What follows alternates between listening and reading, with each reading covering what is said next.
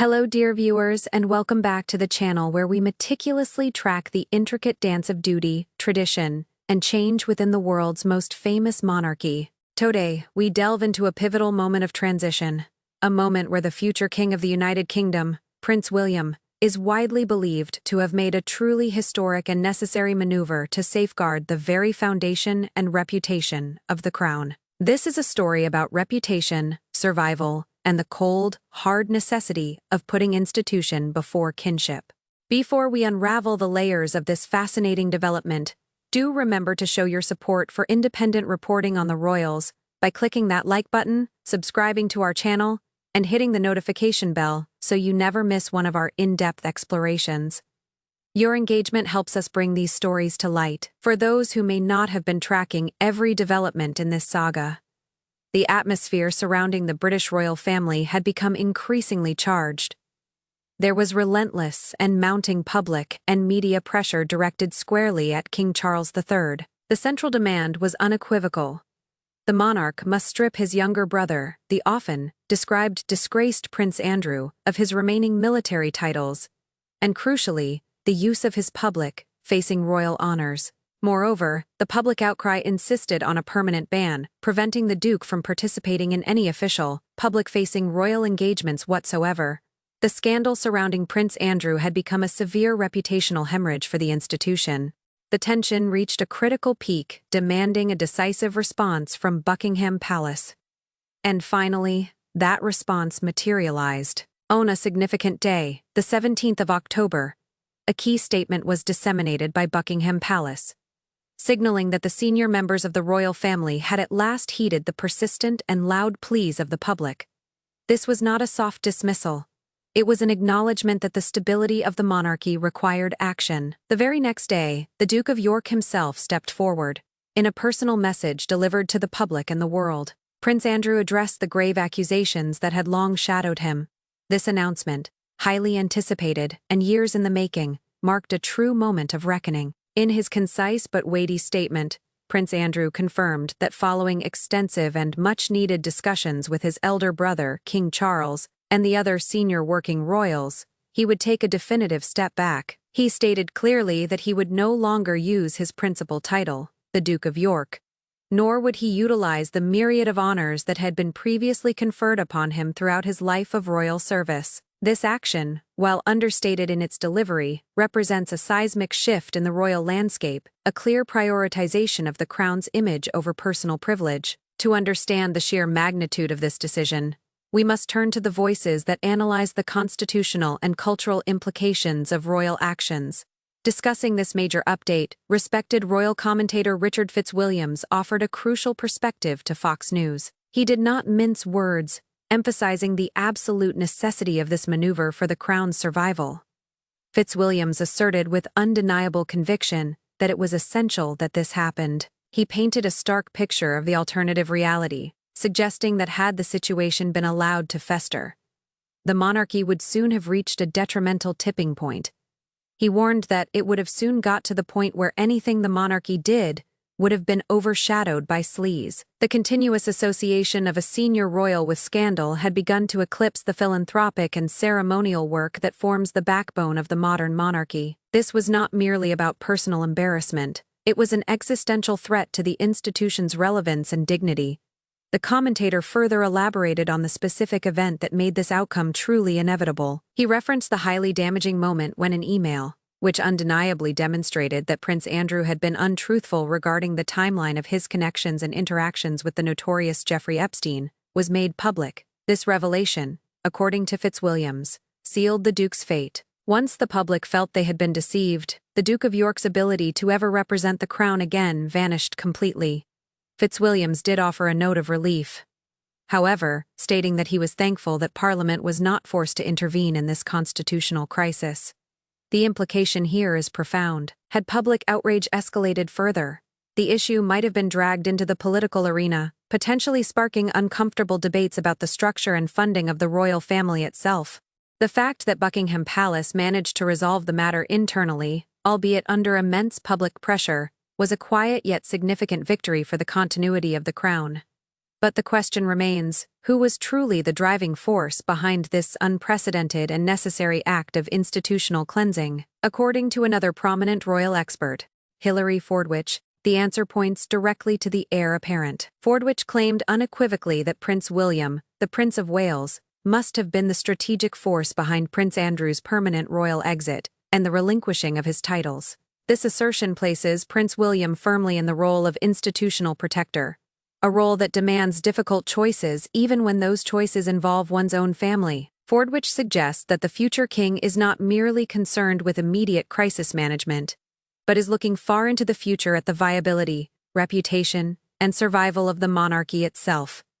This perspective underscores the generational shift now taking place within the royal family. Prince William, acutely aware of the need for the monarchy to appear modern, accountable, and above reproach in the 21st century, is acting as a strategic steward of the institution. He recognizes that any lingering association with scandal, especially one of this magnitude, acts as a corrosive agent, slowly eroding the public trust that is essential for the monarchy's continued existence. The need to secure the monarchy's viability is paramount. The royal institution depends heavily on public goodwill and the perception of selfless service. When high-ranking members are perceived as liabilities rather than assets, the entire structure begins to tremble. Prince William's intervention, therefore, was not a personal vendetta. It was a constitutional imperative.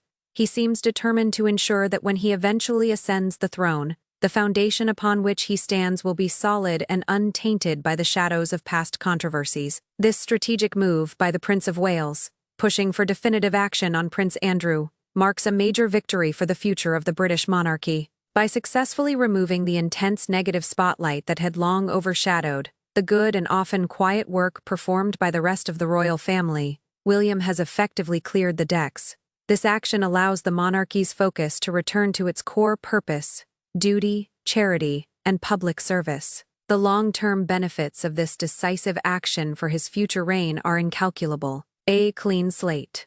A monarchy that demonstrates accountability and a clear message that no one, regardless of birthright, is above the standards required for public life. These are the guiding principles Prince William is now establishing. Let us pause for a moment to consider the weight of the title itself, the Duke of York. Historically, this title ranks among the most prestigious within the British peerage. Traditionally conferred upon the second son of the reigning monarch, its relinquishment, even if only in terms of public use and accompanying honors, carries enormous historical significance. It signifies a profound loss of standing and public recognition, effectively reducing Prince Andrew's status to that of a private citizen, albeit one still related to the king. The honors he gave up were not merely ceremonial, they represented the deep connection between the crown and the military, and their removal signaled a complete break from his official public identity. The discussions leading up to the 17th of October statement must have been tense and difficult.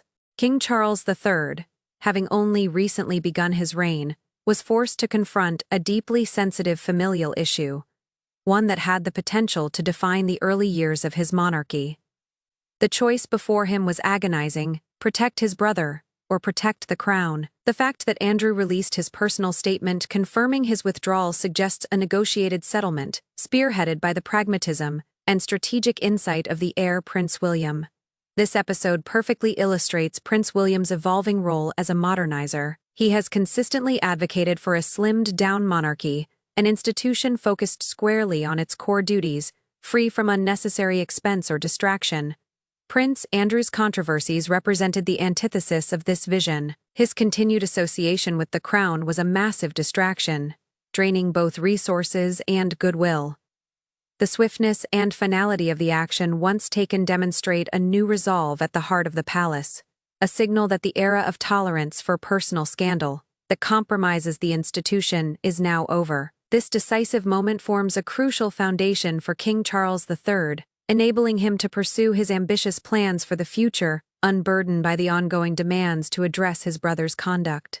The public reaction, largely one of relief and approval, validated the decision. The monarchy thrives on legitimacy, and legitimacy in the modern age is built upon moral authority and perceived integrity. By making this difficult choice, the senior royals, guided by Prince William's strategic vision, have reinforced that moral authority. In essence, Prince William has proven himself to be an astute political operator within the palace. He understands that the future of the royal family depends not on historical entitlement, but on contemporary relevance and impeccable conduct. His actions demonstrate a clear commitment to a monarchy that serves, rather than one that merely exists by right. The removal of Prince Andrew from the public stage is not just a footnote in royal history. It is a defining moment in Prince William's journey toward the throne. It shows the British public, and indeed the world, that the future king is willing to make deeply personal sacrifices to ensure the continued survival and prosperity of the institution he will one day lead. It is a powerful reaffirmation of the timeless principle that the crown is greater than any individual who wears it or serves beneath it. In conclusion, the convergence of public demand, expert commentary from figures like Richard Fitzwilliams, and the strategic foresight of Prince William led directly to the definitive 17th of October statement concerning Prince Andrew's titles and honors. The specter of scandal that once threatened to engulf the monarchy has, for now, been successfully contained, thanks in large part to the long-term vision of the Prince of Wales. This victory removes a significant liability and sets a powerful precedent for accountability within the royal household, ensuring a smoother and more reputable path for both King Charles III and ultimately King William Vince. This event certainly gives us much to reflect upon: the delicate balance between tradition and modernization within the world's most scrutinized royal family. It highlights the growing reality that for the monarchy to remain relevant in the 21st century, it must be willing to hold even its most senior members to account, no matter how uncomfortable that process may be. What are your thoughts on this decisive move? Do you believe Prince William was right to take such a forceful stand against his uncle for the good of the crown? Let us know your opinions in the comment section below. We truly value your perspective. And as always, don't forget to like this video, subscribe to the channel, and join us for our next detailed royal update, where we continue to explore the fascinating and complex world of the British royal family. Thank you for watching, and we look forward to seeing you again.